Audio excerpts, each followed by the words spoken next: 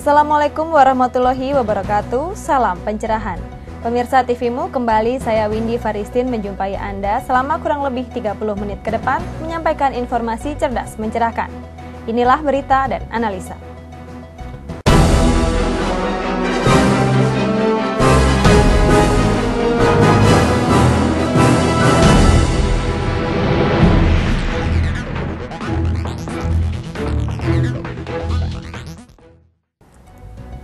Mengawali berita pertama pemirsa, Ketua Umum Pimpinan Pusat Muhammadiyah Profesor Dr. Din Syamsuddin menghadiri pertemuan tahunan Boao Forum for the Future Asia Provinsi Hainan, Cina. Forum bergengsi tingkat dunia ini menghimpun para pelaku kebijakan bagi kepala negara dan menteri, guna membahas ekonomi dalam menyambut kebangkitan dan kemajuan Asia.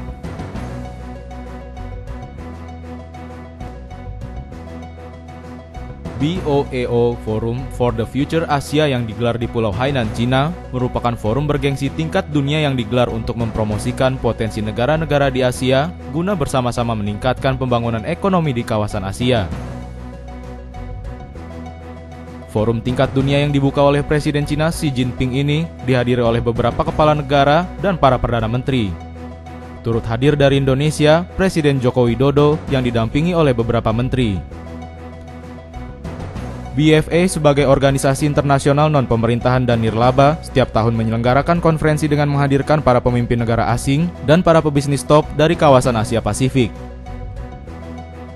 Selain membahas bidang ekonomi dan perdagangan, BFA untuk pertama kalinya pada forum ini juga menggelar sesi khusus tentang agama dan peradaban. Ketua Umum Pimpinan Pusat Muhammadiyah Profesor Dr. Din Syamsuddin yang turut hadir pada pertemuan tahunan ini tampil sebagai narasumber untuk mewakili umat Islam. Dalam ceramahnya, Din Syamsuddin menjelaskan tentang prinsip jalan tengah Islam atau wasatiyah sebagai jalan keluar terhadap problematika peradaban dunia. Din juga meyakinkan kepada para peserta forum bahwa di dalam Islam tidak ada akar kekerasan dan terorisme. Menurutnya, kelompok ekstremis dan teroris hanya menyalahgunakan Islam untuk kepentingan politik kelompok. Bahkan radikalisme, ekstremisme, dan terorisme lebih dipengaruhi oleh faktor non-agama seperti kesenjangan sosial, ekonomi, dan politik yang tidak mustahil direkayasa oleh pihak luar yang ingin merusak Islam melalui sebagian pemeluknya. Forum tingkat dunia yang telah diselenggarakan untuk yang ke-14 kalinya ini dinilai sangat positif bagi perdamaian dunia, khususnya dalam menyambut kebangkitan dan kemajuan Asia sebagai kawasan abad baru. Rizwan M. Din memberitakan untuk TVmu. Pemirsa, ratusan orang yang menamakan dirinya masyarakat anti rasis mendatangi gedung Balai Kota DKI Jakarta. Mereka mendesak agar Gubernur DKI Jakarta Basuki Cahayapurnama meminta maaf kepada warga Jakarta terkait pemberian nama sapi dengan julukan USB yang diartikan untuk sapi Betawi. Masyarakat anti rasis atau disingkat dengan MARS menggelar demonstrasi di depan Balai Kota Jakarta. Para pendemo yang mayoritas warga Betawi mendesak Gubernur DKI Jakarta Basuki Cahayapurnama atau Ahok agar meminta maaf kepada masyarakat Betawi atas ucapan rasisnya yang mengatakan etnis Betawi sama dengan sapi atau binatang. Dalam orasi tersebut, orang Betawi memiliki harga diri, martabat, dan bukan sapi. Sedikit memberikan shock terapi kepada Ahok, para demonstran ini memegang pagar pintu balai kota dan menggoyang-goyangkannya. Koordinator aksi yang berasal dari Badan Musyawarah Betawi sangat menyayangkan sikap Ahok yang menghina etnis Betawi sehingga memperkeruh situasi yang saat ini sudah kondusif. Bahkan dalam sejarah Betawi, baru kali ini ada seorang pemimpin Jakarta yang menghina orang Betawi. Selama ini kita sangat toleran lah terhadap suku-suku lain ya, dan nggak pernah ada benturan maupun ucapan-ucapan. Selama Republik ini berdiri, terjadi ketersinggungan. Anehnya sekarang justru ketersinggungan itu datang atau diucapkan oleh pemimpin. Gitu. Kalau pemimpin bicara tidak punya adab, kita khawatir bangsa ini jadi nggak beradab. Karena bangsa ini dibangun oleh adab ya, etika. Nah makanya kita dari elemen Betawi minta Ahok ini untuk paling tidak berubah cara dia dalam bersikap, berkata. Karena kalau begini terus, bangsa kita akan menjadi bangsa yang nggak punya adab, karena dia pemimpin. Perlu diketahui, ketersinggungan warga Betawi ini bermula saat Ahok sempat memberikan nama nyeleneh untuk 2 anak sapi saat mengunjungi pusat pembibitan sapi milik PT Karya Anugrah Rumpin di Cibodas, Bogor, Jawa Barat beberapa waktu lalu. 2 anak sapi itu dinamai USB, yang artinya untuk sapi Betawi. Dedi Muhsoni memberitakan dari Jakarta. Mekanisme perubahan harga BBM sudah diubah pemerintah dengan peraturan Menteri ESDM. Melihat reaksi masyarakat, banyak yang tidak menyetujui terhadap frekuensi perubahan harga yang tidak stabil, sehingga frekuensi perubahan masih perlu dikaji ulang. Mekanisme kenaikan harga BBM saat ini sudah diubah oleh pemerintah dengan peraturan Menteri ESDM, di mana harga dasarnya mengacu pada harga BBM di pasar internasional dan dengan variabel nilai US dollar terhadap rupiah. Jika kedua variabel tersebut berubah, harga dasarnya pun berubah, dan ada ruang untuk menaikkan serta menurunkan dengan frekuensi 1 bulan 1 kali. Meskipun sudah sesuai dengan kerangka peraturan menteri yang seperti itu dan melihat banyak respon masyarakat yang tidak menyetujui, sehingga frekuensi perubahan kenaikan harga BBM perlu dikaji ulang. Kebijakan harga stabil itu lebih baik daripada harus turun naik setiap bulannya. Hal ini dimaksudkan subsidi BBM bisa dikurangi atau dihilangkan, melihat kondisi produksi migas yang rendah di Indonesia dan bisa dialihkan untuk infrastruktur dengan mempertimbangkan dampaknya. Reaksi masyarakat yang begitu banyak yang tidak bersetuju ya dengan frekuensi perubahan harga yang sebulan sekali, bahkan tempoh hari 2 minggu sekali. Saya termasuk yang berpendapat ini harus dikaji ulang frekuensi perubahan harga. Dengan mengacu pada harga BBM pasar internasional, hal itu untuk menghindari pemerintah dituduh melanggar konstitusi. Sebab Mahkamah Konstitusi sudah mencabut pasal 28 ayat 2 Undang-Undang Migas yang menyerahkan harga BBM ke harga pasar sepenuhnya. Pemerintah mensiasatinya dengan harga dasar mengacu pada harga pasar dan kurs rupiah, tetapi penetapan naik atau tidaknya tetap pemerintah, sehingga tidak melanggar konstitusi. Rizky Nurul Ilmi, Muhammad Surya Saputra memberitakan dari Jakarta. Pemirsa, kenaikan harga BBM berdampak asimetrik. Berbeda antara dampak kenaikan dan penurunan harga BBM. Meski adanya penurunan, harga barang dan jasa masih tetap stabil. Hal ini perlu diperhatikan pemerintah mengenai fluktuasi kenaikan harga BBM. Pengurangan subsidi BBM dialihkan untuk pembangunan infrastruktur. Tetapi dampak terhadap barang dan jasa harus diperhatikan jika frekuensi kenaikan atau penurunan terlalu cepat. Karena sifat dari kenaikan harga BBM yaitu asimetrik.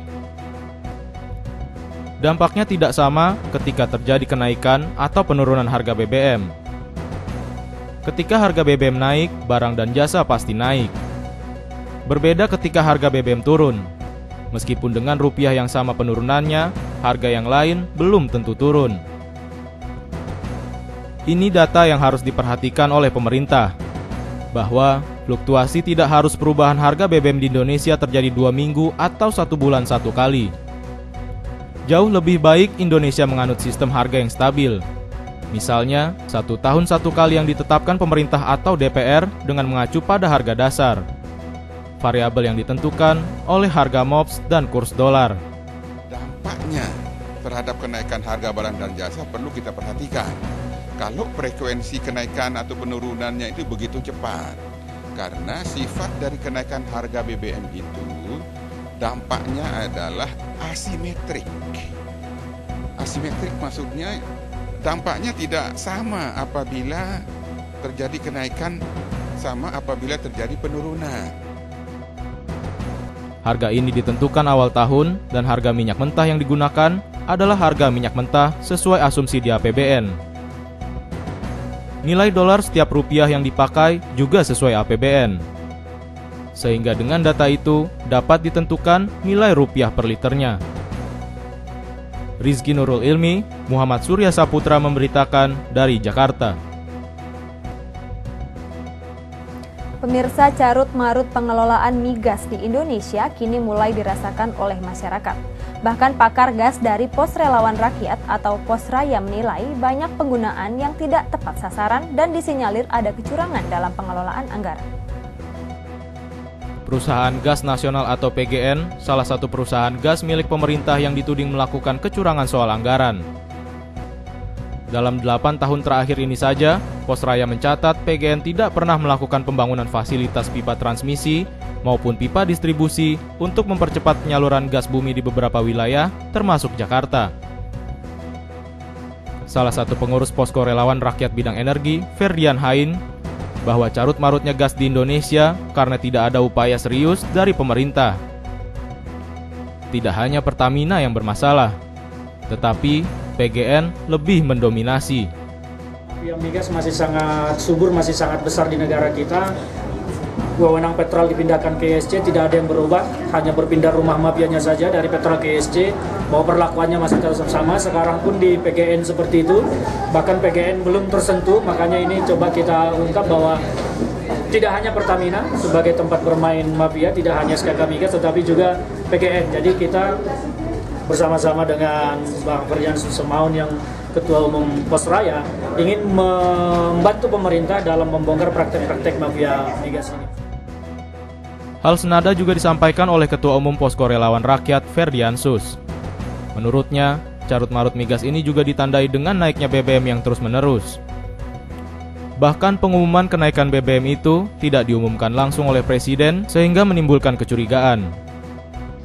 Saya berani menyatakan bahwa ada peran mafia. Biasanya kenaikan itu Presiden Jokowi sendiri yang mengumumkan, atau paling tidak dia ada dalam negeri. Tapi itu diumumkan saat dia di luar negeri dan bahkan dia tidak tahu soal itu. Jika ditanya kepada Jokowi gimana Pak soal kenaikan BBM, nanti ditanya kepada menterinya. Nah, itu yang kemudian kita melihat bahwa kenaikan BBM ini ada peran mafia. Jika pemerintah Joko Widodo tidak segera merespon terkait carut-marutnya migas di Indonesia, Posko Relawan Rakyat ini akan melaporkan kepada pihak hukum dan berharap kepada semua pihak agar bersinergi memberantas mafia migas tersebut. Dedi Muhsoni memberitakan dari Jakarta. Pemirsa, tetaplah bersama kami, berita dan analisa segera kembali.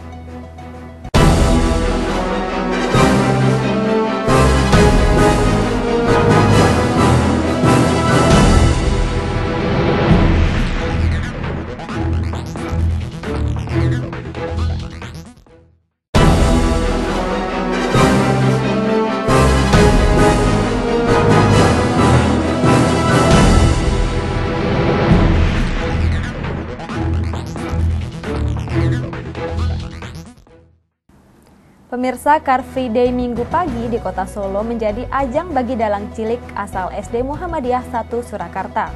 Kepiawaiannya ditunjukkan di hadapan para tamu undangan.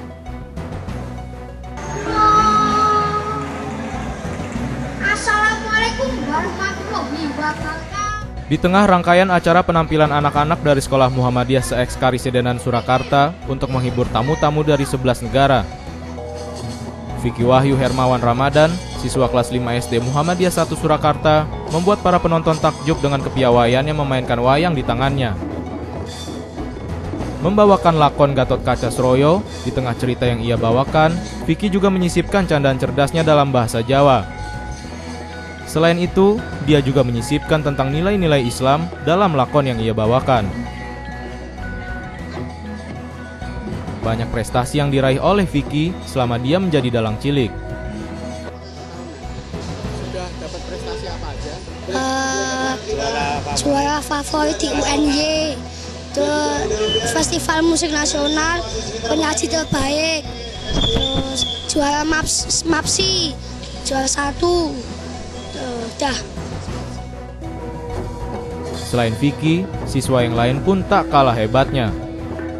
Gamelan yang mengiringi pertunjukan Vicky dimainkan langsung oleh teman-temannya. Maupun di tingkat lokal. Dan insya Allah setiap ada festival dalang anak, Vicky itu selalu tampil dengan timnya. Dan kita alhamdulillah pagi ini juga dengan tim semua anak-anak termasuk pengiring pengrawitnya kita juga dari anak-anak. Gitu. Vicky bukanlah satu-satunya dalang cilik yang berasal dari SD Muhammadiyah 1 Surakarta dan karawitan menjadi ekstrakurikuler unggulan sekolah ini.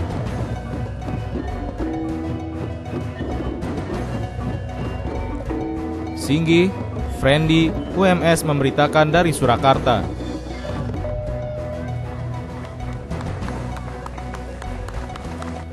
Masih dalam informasi Car Free Day Minggu pagi di Kota Surakarta, pemirsa, kali ini terasa sedikit berbeda dari biasanya. Karena acara rutin setiap minggu ini diramaikan peserta Progress Workshop on Implementation of Child Right Classroom and School Management, yaitu dengan mengikuti pawai yang diselenggarakan sekolah-sekolah Muhammadiyah di Surakarta. Rombongan dari LAN University dan delegasi dari 11 negara itu diarak di sepanjang Jalan Slamet Riyadi Kota Surakarta. Di sepanjang arak-arakan terlihat berbagai atraksi yang sangat menarik, mulai dari liong, ondel-ondel, serta rombongan marching band yang semuanya adalah siswa-siswi sekolah Muhammadiyah di Kota Surakarta. Pawai berakhir di depan Taman Sriwedari yang dilanjutkan dengan panggung gembira. Dalam sambutannya, Rektor Universitas Muhammadiyah Surakarta yang diwakili oleh Pembantu Rektor 2, Bapak Sarjito PhD, menyampaikan harapannya agar program sekolah ramah anak bisa diimplementasikan di semua sekolah di seluruh Indonesia. Hadir pula memberikan sambutan Bapak Yoska Herman Sudrajat yang mewakili Wali Kota Surakarta. Beliau memberikan ucapan selamat datang kepada tamu-tamu dari LAN University dan peserta Progress Workshop on Implementation of Child Right Classroom and School Management. Sementara Bodil Rasmussen selaku perwakilan dari LAN University menyampaikan bahwa ia sangat senang dengan adanya ruang publik yang disediakan Kota Solo untuk anak-anak mengekspresikan dan menunjukkan talentanya. Oke, saya kira penting untuk saya sampaikan ke warga bahwa kegiatan ini didesain untuk pengenalan budaya, bagian dari serangkaian pengenalan budaya. Jadi SIDA adalah satu program ini didesain sekolah ramah anak. Nah, salah satu kegiatan sekolah ramah anak tentu saja kita perlu mengenalkan khasana budaya ke delegasi dari 12 negara itu menjadi bagian dari proses untuk memperkaya sekolah ramah anak ke kolega dari 12 negara. Saya kira itu.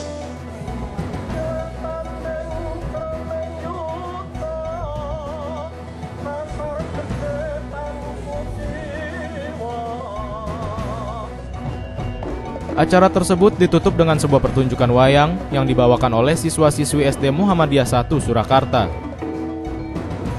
Singgi, Friendly, UMS memberitakan dari Kota Surakarta.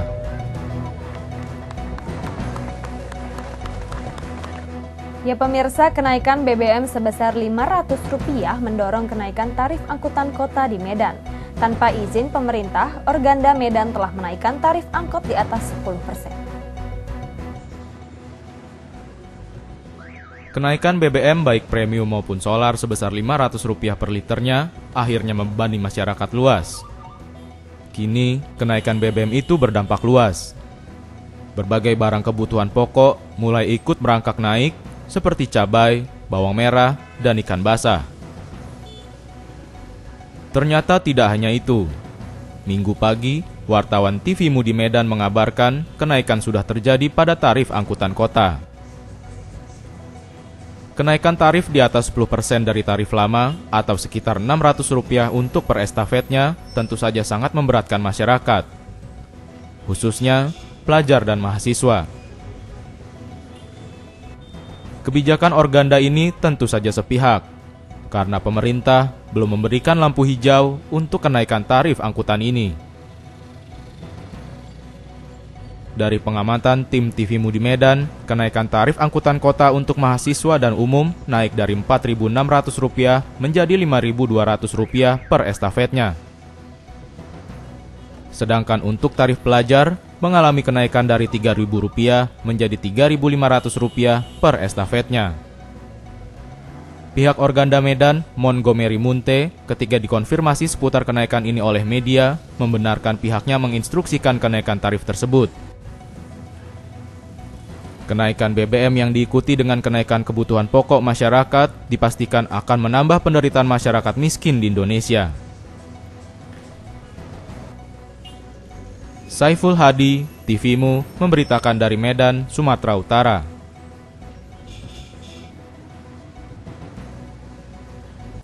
Pemirsa, informasi tentang Ikatan Mahasiswa Muhammadiyah akan segera kembali dalam berita dan analisa. Tetap bersama kami.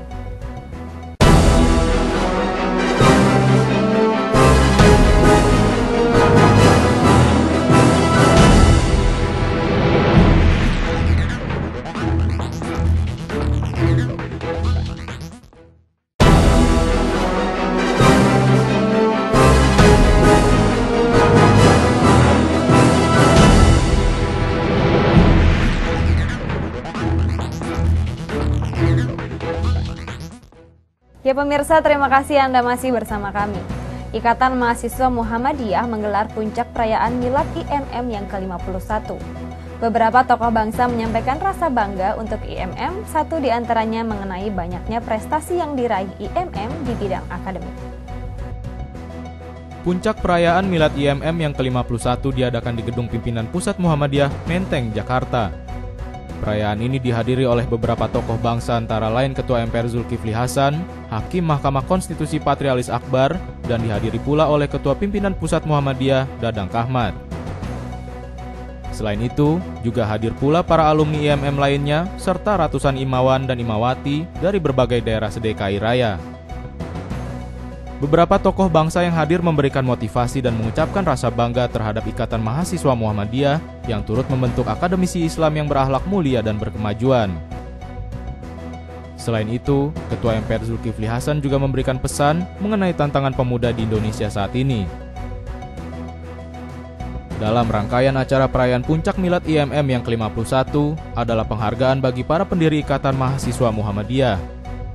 Acara ini dimeriahkan pula oleh beberapa tarian khas Betawi dan Melayu, serta paduan suara IMM.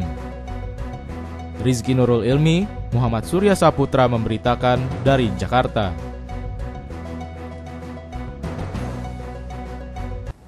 Pemirsa, Universitas Muhammadiyah Surakarta menjadi tuan rumah dalam acara Progress Workshop on the Implementation of Child Right Classroom and School Management yang dihadiri dari delegasi 11 negara. Swedish International Development Cooperation Agency atau SIDA dan Lund University mengadakan acara Progress Workshop on the Implementation of Child Right, Classroom, and School Management di Indonesia. Universitas Muhammadiyah Surakarta yang merupakan bagian dari amal usaha Muhammadiyah daerah Surakarta mendapatkan kehormatan menjadi tuan rumah. Mengingat Muhammadiyah memiliki pengaruh besar dalam dunia pendidikan. Dalam acara ini dihadiri delegasi dari 11 negara, di antaranya Zambia, Mesir, Tanzania, Namibia, Malawi, Ethiopia, Afrika Selatan, Cina, Kamboja, dan Vietnam. Acara ini diselenggarakan untuk mengetahui kemajuan program sekolah ramah anak di Indonesia.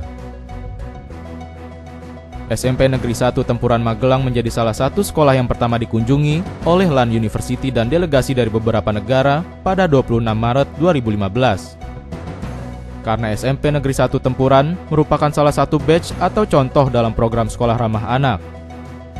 Profesor Per Wickenberg dari Lund University yang juga menjadi peserta dalam acara School Visit mengatakan bahwa tidak banyak perbedaan antara sistem pendidikan di Indonesia dengan di Swedia. Ia juga menegaskan, sistem pendidikan yang diterapkan di Indonesia maupun Swedia lebih banyak persamaan daripada perbedaan. Yeah, there are similarities, of course. Yeah, we have 9 years compulsory in Sweden, 10 years now. You are more or less the same here, and you have a big enrollment. Okay. We have a big enrollment in Sweden, so there are much more similarities than differences. Okay. But it's much colder in Sweden. Okay. It's hot in Indonesia. Yeah, I think that's because of climate. Now you have beautiful schools here. You have very good teachers and good students. What we have seen. Selain kunjungan ke SMP Negeri 1 Tempuran Magelang, para delegasi ini juga akan mengunjungi semua sekolah Muhammadiyah, baik SD, SMP, maupun SMA yang menerapkan program sekolah ramah anak di Solo.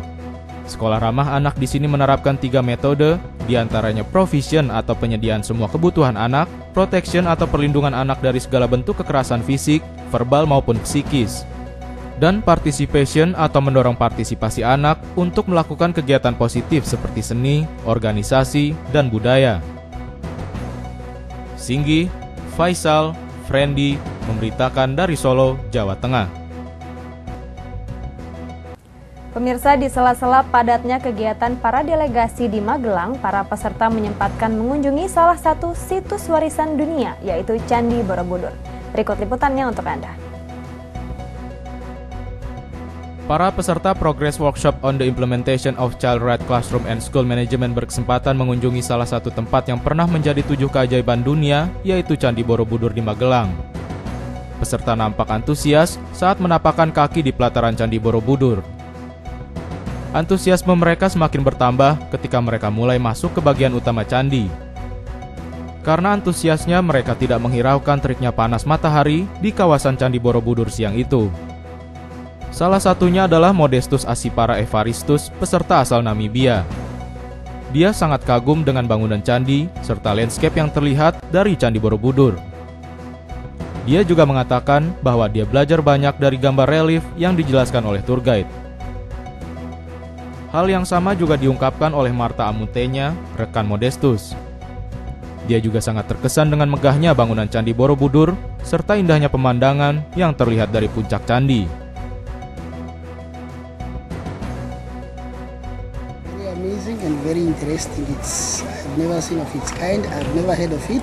I know of Buddha from China films, these Kung Fu films, but it's very interesting considering the time it was built. And you can see its civilization from long time in this country.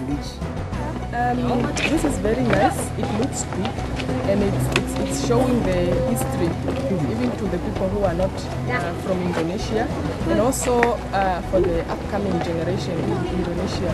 So it's a very good historical place. Karena waktu yang diberikan cukup singkat, para peserta harus mengakhiri kunjungannya di Candi Borobudur. Tim TVMU memberitakan dari Solo, Jawa Tengah. Ya pemirsa, informasi dari Magelang tadi sekaligus mengakhiri jumpa kita kali ini. Atas nama segenap kru yang bertugas, saya Windy Farisin pamit undur. Wassalamualaikum warahmatullahi wabarakatuh.